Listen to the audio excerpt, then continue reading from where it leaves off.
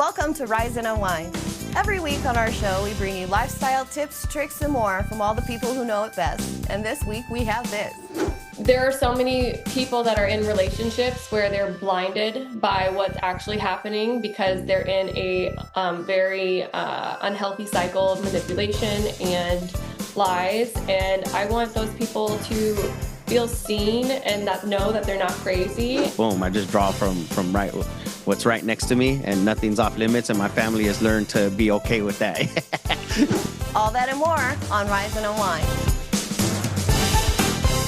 It's one of the biggest youth gatherings in the country, the National FFA Convention and Expo, celebrating students shaping the future of agriculture.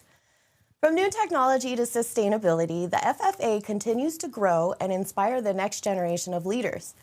Joining us live from Indianapolis are Darcy, Meyer, Product Program Manager from John Deere, and one of this year's outstanding FFA students, Trent Oney.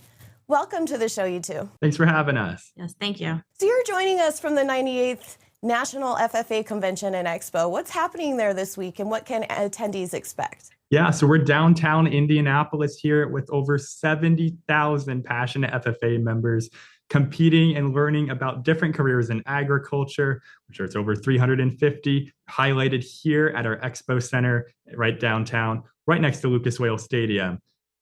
Members are going to be competing in a variety of events, helping grow their leadership skills and career development, as well as going to a concert and some other fun activities. And for those who may not know, what does FFA stand for, and how has it evolved to reflect modern agriculture? Yeah, so FFA stands for Future Farmers of America, but is simply known and referred to as FFA because it does represent a wide variety of career opportunities as well as technical opportunities for students looking to grow their future in agriculture. And Trent, what has your FFA experience meant to you so far? Where do you see it leading after high school? My FFA experience has been absolutely amazing. I started my freshman year of high school, didn't quite know what I was getting myself into, but I decided to jump right in. I'm a first-generational agriculturist in my family, and I plan on going into a career in public relations and communications in agriculture, as well as running for Washington FFA state office in the coming year.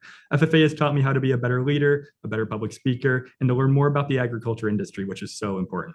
And what advice would you share with students or families thinking about joining the program? FFA members that are aspiring to join the program, I always tell students, jump right in, get involved in that ag class, ask questions. I always tell students that they can tailor their skills and what they like to do, whether it's a club, a hobby, or a sport. I bet there is some way that connects back to FFA. And so I always challenge students to join FFA, find what they're passionate about, and continue their FFA career. And Darcy, where can people go to learn more about the FFA convention or how to get involved? Sure, they can go to the National FFA website at ffa.org. And at that site, you can find multitude of opportunities to volunteer, become active, and really find your place in the FFA organization. Well, it's been awesome to have you two. Trent, sounds like you've got a bright future ahead of you. It's all exciting. I thank you for being on the show. Thank you so much for having us. Nearly half of adults in the United States have high blood pressure, and many don't even know it. The American Heart Association and the American College of Cardiology just released a new high blood pressure guideline offering important updates for everyone, especially women. Joining us today is Dr. Rachel M. Bond, an American Heart Association volunteer expert, to share what women need to know at every stage of life. Welcome to the show, Dr. Bond. How are you? I'm wonderful. Thank you for having me. The American Heart Association recently released a new high blood pressure guideline. What do people need to know about it? Yeah, so the American Heart Association and the American College of Cardiology did release a new blood pressure guideline.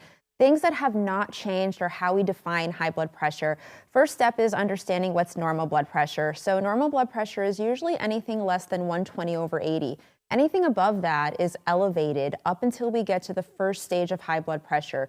Those are numbers above 130/80. And then the second stage, that's usually above 140/90. The higher our blood pressure is, the higher our risk of heart disease. And why this is so critical It's unfortunate that when it comes to high blood pressure, a lot of times there are no warning signs. There's no signs and symptoms. It's very silent. So the only way for you to understand if you have elevated blood pressure or high blood pressure is to go to the doctor and get your blood pressure checked on a regular basis. And let's talk about blood pressure and pregnancy. Well, what should women know during that stage of life? One thing that the guidelines wanted to highlight was that there are different stages in a woman's life that can actually impact their blood pressure and their overall cardiovascular health. One of those stages is during pregnancy. Pregnancy, for all intents and purposes, is a female's first stress test. With the hormonal changes, a lot of times that could negatively impact their blood pressure. And if you are a patient that during your pregnancy develops high blood pressure, you're at about a 2 to 4 times greater risk of having high blood pressure outside of the pregnancy and a 2 to 4 greater risk of having cardiovascular disease outside of the pregnancy. A lot of times that could occur up to several decades after the delivery. So having those conversations with your physician and healthcare professional about your pregnancy risks as well as your more traditional risk factors can really help in the management strategies. And what actions can women take to help minimize their risks? So there's several. The first one is being active. We know that the American Heart Association recommends at least 150 minutes per week of some form of moderate exercise. That could include walking at a very brisk pace. They also recommend eating very clean and healthy food, limiting saturated fat, processed foods, foods that are rich in salt or sodium, and replacing that with things like healthy fats such as olives and olive oil, and also whole grain.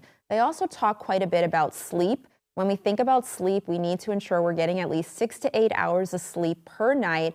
And the last thing that's so important is making sure that we're getting our numbers regularly checked. Blood pressure, cholesterol, our blood sugar, and we're also addressing with our physician what our weight is and if our weight is appropriate for our height. So what are some simple steps anyone can start taking today to help better manage their blood pressure? There are so many easy steps, many of which I had already listed, but I would say the easiest really is if we have an opportunity to get up and be active, let's do that. As I mentioned, that moderate exercise includes walking, so maybe using the stairs at work. If we're using public transportation, getting off at a stop a little earlier than where we normally do to encourage ourselves to get those steps in. And something also very simple is just making those minor adjustments to our nutrition as well as our overall lifestyle. And Dr. Bond, where can our viewers go for more information? So the American Heart Association has several websites. One of them is heart.org, and the other one is goredforwomen.org/high blood pressure. And that's really going to hone in on high blood pressure both during pregnancy and outside of pregnancy as it pertains to women's cardiovascular health. I want to thank you for joining me this morning. Thank you so much. There's a big buzz online right now, and it's all about metal braces making a comeback. What used to be a teenage rite of passage is suddenly trendy again for teens and adults alike. So what's behind this retro smile trend? And what other choices are there for people wanting a straighter smile? Joining us today is Dr. Farah Kar, a double board certified orthodontist and one of the top Invisalign providers in the Southeast. Welcome to the show, Doctor. Thank you for having me. Dr. Kar, can you start by telling us why we're seeing a resurgence in the popularity of metal braces these days? Absolutely. Well, I think social media plays a big role in this right now. And so patients are seeing the fact that you can change your colors and customize things, and they're like, this is pretty cool. I think for some of our adult patients, it's more of a nostalgic thing. Maybe they wanted metal braces when they were younger and are like, I didn't get that. Maybe I want to try that. But ultimately, as a mom and as an orthodontist, when my patients come to me for a consultation, I want to make sure that I am going through the pros and cons of all the tools that are available to us. And there's been just so many advancements in orthodontics, which is so exciting. And I want my patients to make an educated decision that's not really based on trends that are going to come and go. Sure, and they've been around for a long time, but are metal braces the only orthodontic choice people have today? They're not, and that's what's so exciting. We now have Invisalign clear aligners, and we are able to treat all the complex issues such as an overbite or a severe crowding, spacing, or a crossbite. We can treat all of these situations with clear aligners in a very predictable, effective way. And our patients are able to get there in a much more comfortable way as well. What's interesting is actually the NIH, the National Institute of Health, released a study recently that showed something that I've been seeing in my practice for many years, which is if my patients, let's say, are in braces for about 2 years. For the same situation, my aligner patients are done in about 18 months. So patients are able to get the results they want a lot faster, with a lot more comfortable and a lot less oral irritation. Well, that sounds pretty positive. Could you walk us through some of the benefits of clear aligners for anyone thinking about orthodontic treatment? Absolutely. I think the oral health benefits are huge. A big part of this is because you can remove your clear aligners to properly brush and floss your teeth. For those of us who know what it's like to do that with braces, you know that if you're actually doing it right, you should be spending a good amount of time brushing and flossing your teeth. And you have to do it in a different way because of the way the brackets and the wires get in the way of you making contact with the enamel. So with our aligner patients, they are able to remove their aligners and brush and floss, which is why, coming back to the NIH study, it showed that these patients are seeing a lot less gingival bleeding, a lot less gingival inflammation, and also a really big part of this is a lot less plaque accumulation. So the oral health benefits are huge for our aligner patients. So for people who are already going through treatment, what tips can you share to help maintain good oral care, and where can we go to learn more? Absolutely. So you definitely want to spend time brushing. I think that's one of the biggest things. 2 minutes is the gold standard. And trust me, I've timed myself, and sometimes I'm shocked by how long 2 minutes can feel. But this gives you enough time to make contact with all the surfaces on your teeth.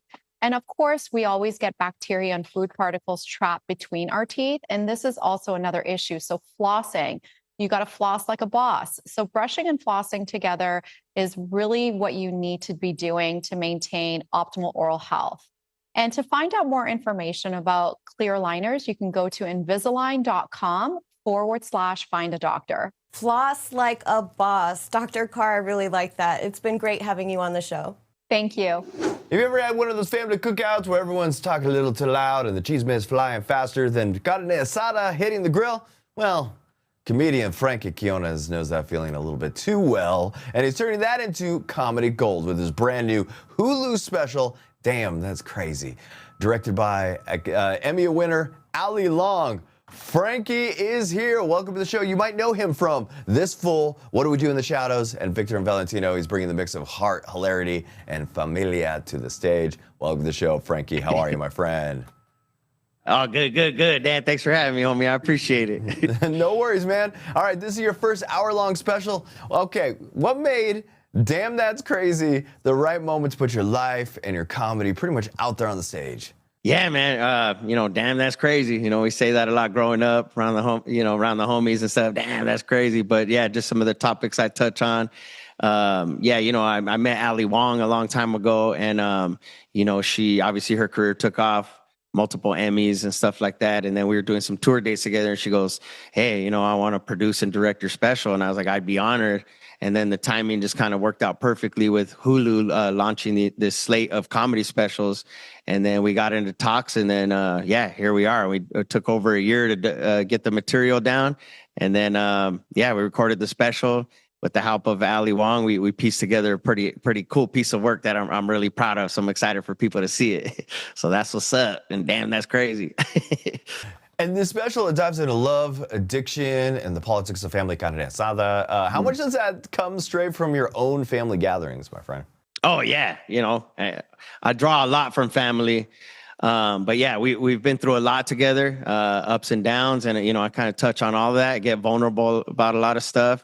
And also, a lot of people can relate to any family event. In my case, it's the carne asada, which is like our barbecue, and the drama that comes with that. The tias, the aunties talking smack about each other, spreading rumors like, oh, your tia Rosa's potato salad doesn't have any flavor. I think she's going through something, and it's like, no, she's not. The potato salad is fine, but they always trying to just stir something up. That's just an example. It's just like the drama that ensues at a family barbecue or carne asada.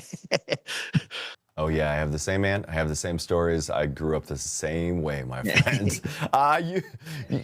You played some unforgettable characters from Luis and This Fool to your sketches in Get Frankie. How do you decide what parts of like real life make it into your comedy?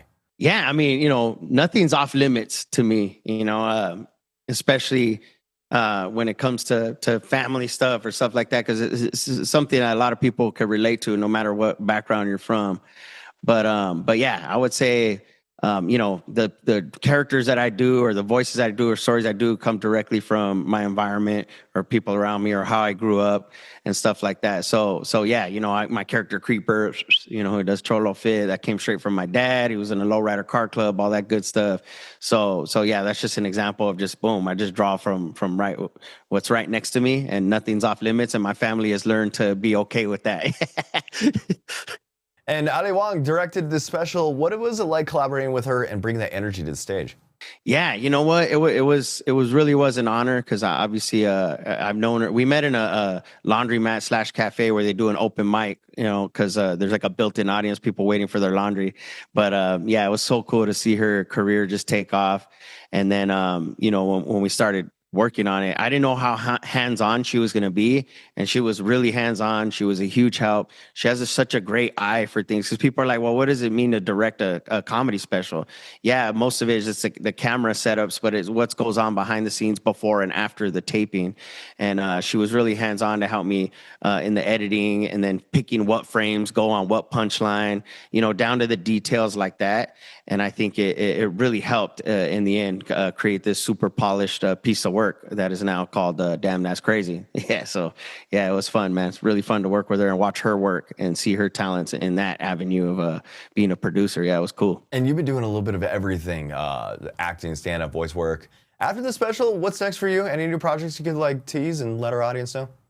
I won't tell anybody. Nobody actually watches the show, so anything. No NDAs here, my friend. No, you're all good, man. Yeah, I'm on the next the season coming up of St. Denis Medical. It premieres in November, and then I got a YouTube show called Creeper's Crib, live from my grandpa's garage. That's the first episode just came out of that, and then I got a movie coming out next year with Tom Segura, Luke Wilson, Tim Baltz, Genesis Rodriguez, called El Tigre. So be on the lookout for that, and hopefully I'll be on tour in your city soon. And hope to see you there. Let's kick it. Of course, I'll be there. You can catch Frankie Quiñones' Damn That's Crazy. It's now streaming on Hulu. For more on Frankie's comedy projects or tour dates, visit frankiequiones.com or shop his Cholo Fit collection. It's available on his website, my friend. Orale! Frankie, thanks for joining me. Thank you, Dad. Appreciate it. You ever feel the phrase, fake it until you make it, and then take it a little too far? Hollywood hustler Glitz, Glam, Scam tracks about how a aspiring actor, Zach Horowitz, pulled off one of Hollywood's wildest frauds. And joining me today are executive producer, director Rebecca Chaiklin and Zach's ex-wife, Mallory Hagedorn. Welcome to the show, you two. How are you? We're great. Thanks for having us. All right, Rebecca, you got to give us a quick snapshot. What's the true story about Zach Horowitz, and what kind of made this scam so audacious? Zach was a super charismatic, handsome young man from the Midwest who moved to Hollywood with big dreams of becoming an actor, and didn't necessarily have the talent to achieve that just through his acting skills. And so he started a entrepreneurial venture, which he pretended became super successful. He raised hundreds of millions of dollars.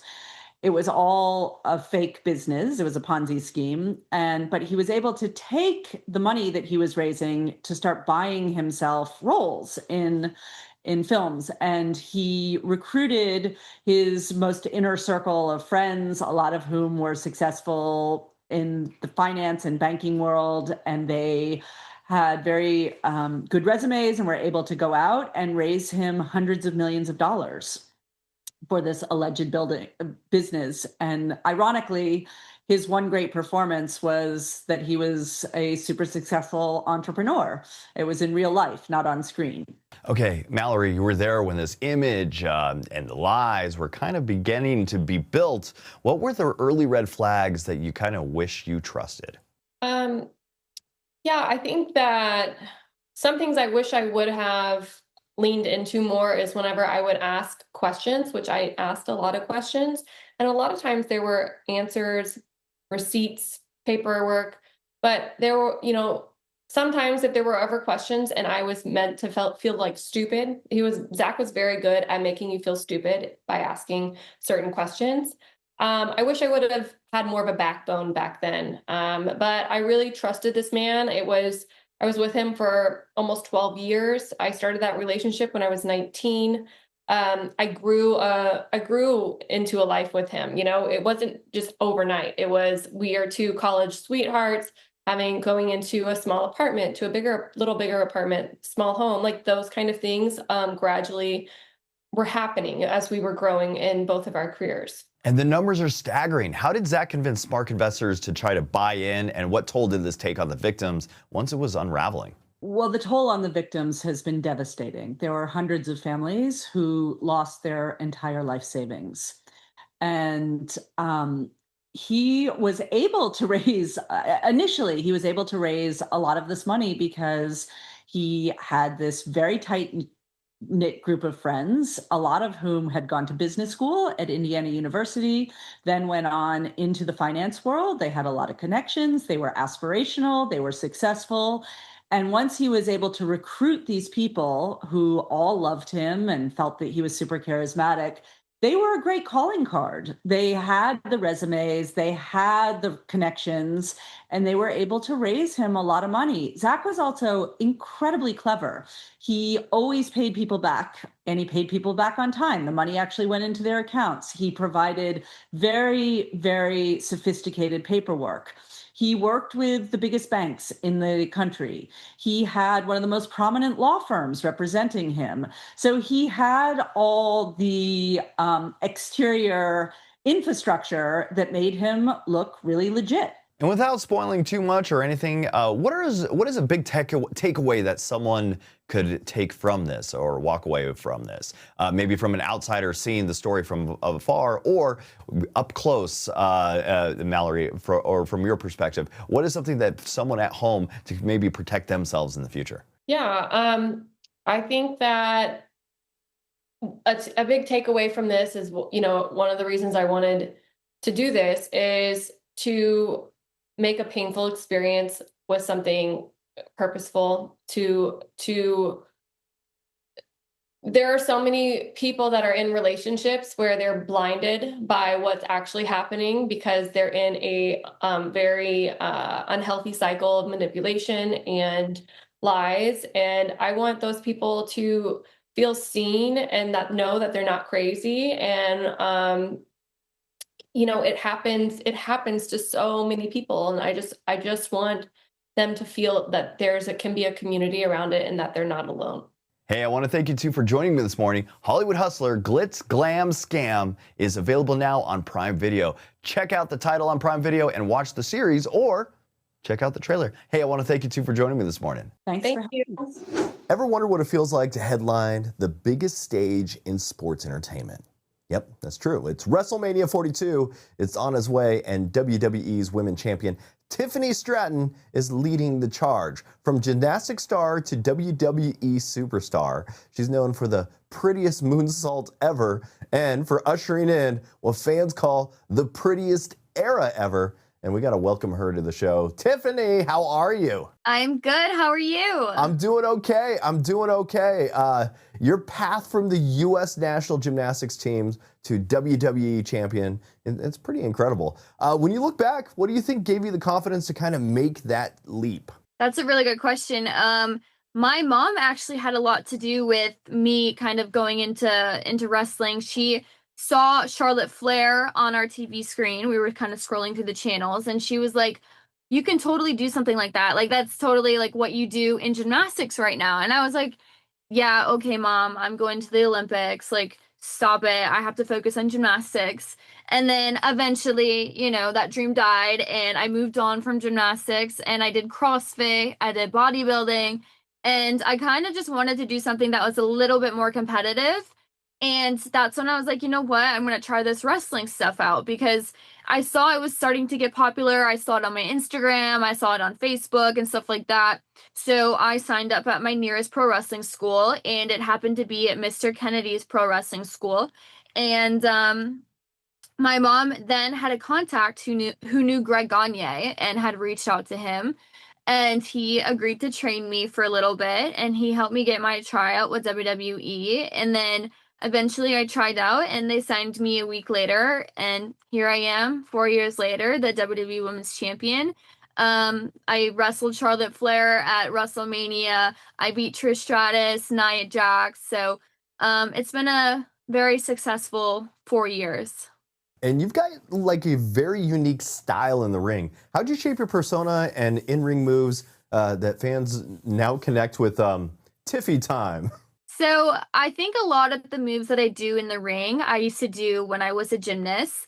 And I love to do moves that, you know, people kind of already do, but I put my own kind of Tiffy twist on it, if you will. And I try and do it better than anybody else has ever done it, or prettier, if you will. So like my moonsault, for instance, my swanton, stuff like that. I try and add like a little, you know, flair onto it.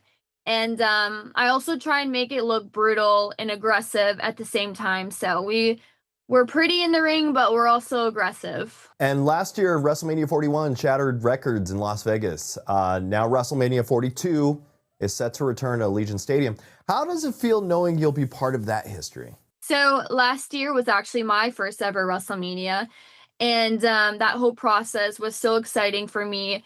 It was nerve-wracking, but for it to be in Las Vegas was just so fun for me, because I feel like Vegas is just an iconic state. Like, I feel like it's the sports entertainment capital of the world. You know, everyone talks about Las Vegas and how entertaining it is. So to have my first ever WrestleMania there, again, Charlotte Flair, was such a dream come true. And now that we get to go back to Las Vegas, it's almost like nostalgic for me, because Vegas holds a special place in my heart since it was my first WrestleMania. So I'm super excited to go back. I feel like Vegas has something for everybody. We're going to have SmackDown there. We're going to have Raw there. We're going to have NXT there. There's going to be after parties, watch parties. And if you ever get bored of the wrestling, because there's going to be a lot of wrestling going on, you can literally find something to do on the Strip. So it's going to be such a fun weekend. And you've already had huge moments, winning Money in the Bank, cashing in, becoming champion. What's been your biggest, I guess, pinch me moment so far in WWE? My biggest pinch me moment, I feel like, was probably my WrestleMania match. Either that or cashing in and winning the title. I felt like that whole day was so stressful and exhilarating and exciting and nerve-wracking. And when I did cash in and I came out and, you know, I thought about it, then I pulled it away, and then I hit Naomi with the briefcase, and then, you know, Bianca hit her finish, and then I pulled Bianca out. It was just like so many ups and downs, and I was like, oh my God, am I gonna do this? Am I not gonna do this? And then finally I cashed in and I hit my moonsault, and that was kind of like the moment where I was like, holy crap, I just became champion in my first year of being on SmackDown. So that was probably the biggest pinch me moment of my career. Tiffany, Stratton, thanks for joining me today. WrestleMania 42 takes over Las Vegas at Allegiant Stadium on April 18th and 19th in 2026. I know you got time, but 2-day combo tickets are on sale now at Ticketmaster, so don't miss your chance to be part of WWE's biggest event of the year. Tiffany, thanks for hanging out with me. Thank you so much for having me. Thanks for watching Rise Unwind. Please visit us on our website at riseunwindtv.com. Follow us on our socials and subscribe to our YouTube at Rise Unwind. And thanks for tuning in. You take care. We'll see you next week.